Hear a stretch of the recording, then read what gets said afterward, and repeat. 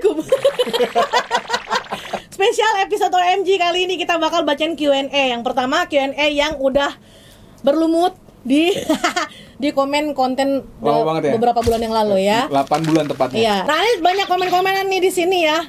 Itu sudah berlumut walaupun cuma 4 atau 5 komen, tapi kita akan bacain sekarang. Yes. Plus dari Q&A di sosial media sebelah.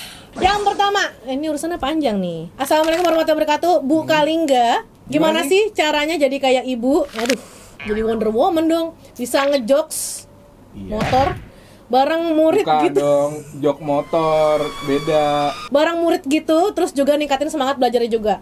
Aku murid yang pengen jadi guru. Sekalian dulu tuh aku bisa bahasa Inggris dari TK karena dulu pernah ikut trial kursus bahasa Inggris di bapak aku sendiri. Terus ngomong sama orang Inggrisnya langsung di game dan YouTube. Dan juga aku lumayan lah ke lainnya kecuali MTK sama IPA. Kepikiran sampai nanyain ke orangnya atau cerita atau curhat. Udah ya Bu, semoga nanti aku bisa jadi guru bahasa Inggris. Makasih sekian. Oke. Ini dari siapa ini? Oh iya, ini tadi di atas nih, Cek. Pembawa kesialan. Aduh, namanya pembawa kesialan. Mudah-mudahan besok bukan pembawa kesialan ya, tapi pembawa keberkahan buat keilmuan, murid-muridnya. Iya. Kalau kata aku yang pertama adalah ganti username dulu. Karena username adalah doa gitu iya, ya. karena username adalah doa gitu. Tanggapannya ya semoga jadi guru bahasa Inggris lah. Tapi What else? Gini loh. Oh iya. Iya, jadi guru kan bukan hanya spesifik dalam keilmuan ya, tetapi juga bisa menginspirasi Tuh. gitu kan. Menginisiasi. Jadi mungkin ya semangat terus sih dalam mengeksplor kemampuan bahasa Inggrisnya. Kadang yang dibutuhin sama murid-murid itu bukan cuma ilmu formal tapi juga yang non formalnya. Dan semoga overthinkingnya cepat-cepat bisa dikontrol ya. Karena overthinking itu mau dalam ranah apapun emang kurang bagus sih. Jadi membawa kita ke dikit-dikit kepikiran dan itu susah majunya. Iya, nggak akan jadi output yang baik kalau overthinking itu. Betul. Ya. Tapi bagus, terima kasih sudah sharing karena keterbukaan kamu untuk sharing kayak gini adalah satu bukti bahwa kamu tuh pengen banget maju. Betul. Dan butuh banget arahan. Next, dari Ramadhani Putri Jamaludin 1494 nih. Mengapa guru selalu kasih tugas sampai segunung tapi sedikit menjelaskan? Kenapa guru kasih penjelasan panjang tapi ujung-ujungnya nggak ada yang masuk di soal atau tugas? Kenapa ya? Ya kenapa Bapak? Kalau Bapak kenapa? Karena gue nggak pernah ngasih tugas segunung. Iya sih, gue juga nggak pernah. Kalau ini ya, kalau dari aku dulu nih berarti, saya dulu nih berarti ya. Oke. Kalau dari saya sih, kalau ngasih tugas itu nggak pernah banyak. Tapi memang satu cuma perlu analisis gitu, jadinya jawabannya nggak banyak tapi effortnya yang banyak sebenarnya gitu. Kalau saya pribadi sih mungkin guru kamu tuh pengen mengarahkan supaya kamu lebih explore. Kita nggak pernah tahu ya kenapa akhirnya guru kamu memberikan tugas yang lebih banyak daripada menjelaskan. Siapa tahu ada track record, ada kecewa di balik itu. Jadi malas dia jelasin. Enggak, maksudnya bukan sama kelas kamu, kali aja sama kelas-kelas yang dulu-dulunya ya kan. Maksudnya ada track record yang bikin dia kecewa. Pada akhirnya, ini nggak bisa nih kalau kita suapin terus nih. Siapa tahu memang guru tersebut maunya tuh kamu yang explore dulu, baru dia yang tinggal memfasilitasi. Atau mungkin gini ya. Ada beberapa kayak pengalaman pribadi di sekolah gitu. Terkadang karena sekarang media sosial juga udah berkembang, terus abis itu juga informasi bisa didapetin dari mana aja. Itu jadi tuh ketika guru menjelaskan gitu kan dengan pemahamannya beliau gitu kan, terkadang anak ini karena sudah tahu informasi yang lebih update, itu jadi kadang bukan bantah ya, apa sih, lebih ke interupsi gitu ya, menyanggah, gitu kan, melengkapi gitu. Bisa. Nah akhirnya jadinya guru itu memberikan tugas di mana sedikit nih penjelasannya, itu versinya dia gitu mungkin ya, ini versi saya nih.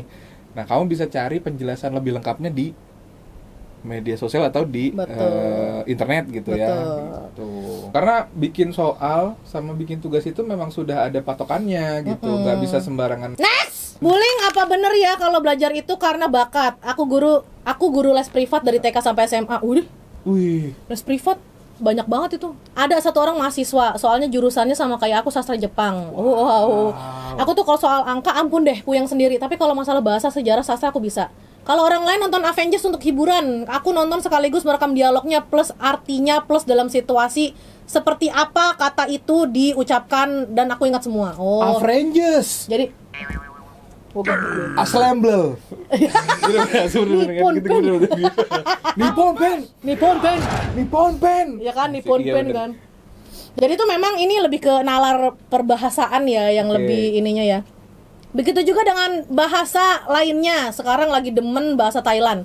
Waktu zaman kuliah aku kan jurusan bahasa Jepang. Nah, tulisannya kanji. Kanji.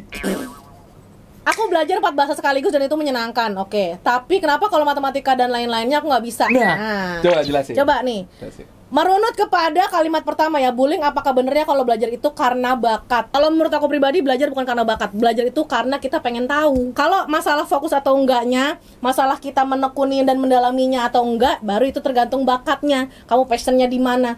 Aku suka nari tapi aku nggak ninggalin nari. Aku tetap belajar nari tapi aku juga tetap belajar yang lain. Jadi belajar itu tentang rasa ingin tahu. Gitu. Kalau kamu rasa ingin tahu atau ingin tempe? Tadi pertanyaannya kan kenapa sih kalau Apa benernya kalau belajar itu bahasa- karena bakat? Oh, enggak sih, aku lebih ke ininya, lebih ke pertanyaan terakhir. Oke. Kenapa ya kalau belajar bahasa itu Lebih menyenangkan lebih dia. menyenangkan, ketimbang Belajar hitung-hitungan. hitung-hitungan Oke. gitu. Iya, ini menarik nih. Ada beberapa guru yang kayak gini. Nah, dia tuh ngajar matematika, ngajar fisika, ngajar pokoknya semuanya yang inilah ya, ilmu pasti lah gitu Iya. ya, ilmu apa sih istilahnya, eksak. Eksak. Ya, eksak. Sebenarnya sih kalau masalah mengajar bisa atau tidak, ada yang namanya minat sama bakat, ya nggak Betul, sih? betul. Nah, jadi mungkin bakat dia di sastra, tapi peminatannya malah justru di. Betul. Nah, itu dia, kalau bisa berjalan berbarengan ya kenapa enggak gitu. Atau kalau emang mau lebih spesifik ya, Mhm. lebih menjurus ya, mungkin Iya. kamu bisa mempelajari tentang minat dan bakat, karena biasanya suka dibikin spektrum gitu loh, Ah, diagram Venn gitu ya, iya, betul, antara betul. minat dan bakat, antara yang kamu mau dan kamu butuhkan Iya, gitu iya, tuh iya, biasanya dikerucutkan kepada diri kamu sendiri. Nah itu perlu diolah lagi sih kalau emang mau dikerucutin ya. Betul. Cuman kalau memang mau dijalanin cara berdampingan itu juga nggak masalah banget. Betul. Kamu mau belajar apa yang kamu minati, apa yang kamu butuhkan, itu berjalan dua-duanya juga nggak masalah. Ya, karena kalau sadar atau tidak, kamu tuh melakukan hal-hal yang ada di matematika dan kawan-kawan itu setiap hari. Gitu. Kamu bisa loh sebenarnya. Jadi jangan membatasi diri kayak matematika dan kawan-kawannya aku nggak bisa, tapi kalau bahasa aku bisa. Wah, itu udah membatasi diri itu namanya. Jadi tetap semangat belajarnya. Gitu ya Lutfi? Bukan itu dong, ini dong. Cara nggak langsung. Oh iya. Ce. Siap. Next! Sekarang pertanyaan-pertanyaan dari platform sebelah ya. Oke. Aku waktu itu bikin sebuah Q&A, tanya-tanya soal pendidikan. Yang pertama, Oh iya, Bu. Jadi gitu, Bu. oke, Iya. next! Biar bisa jadi guru produktif gimana ya? Aku guru produktif. Nah gimana tuh? Aku guru produktif RPL. Tapi di sekolah sebelah aku guru produktif TKJ. Nah, Biar gimana tuh? pusing. Orang mau kasih tahu, orang mau kasih tahu. Ini nih yang suka banyak ini nih pertanyaannya kayak gini nih. Bu tuh guru produktif maksudnya apa gitu Iya, kan bener-bener. ya. Guru produktif itu maksudnya guru kejuruan. Iya. Ya, jadi dia ngajar biasanya tuh pasti akan guru produktif tuh di guru SMK ya, jadi guru-guru Iya. SMK ya, itu di kejuruan. Nah, kalau ini produktifnya apa nih maksudnya nih?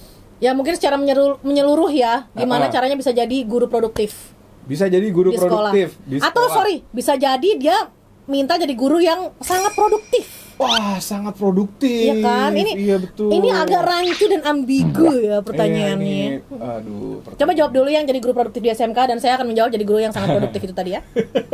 Ayo, yuk. Kalau guru produktif yang di SMK itu maksudnya adalah guru yang mengajarkan spesifik, jadi jurusan. Jadi misalnya di SMK itu ada jurusan misalnya tata boga, perhotelan gitu. Nah, guru yang mengajar kejuruan itu disebutnya di sana tuh guru produktif kejuruan gitu. Jadi yang pendidikannya itu tuh Ya kan?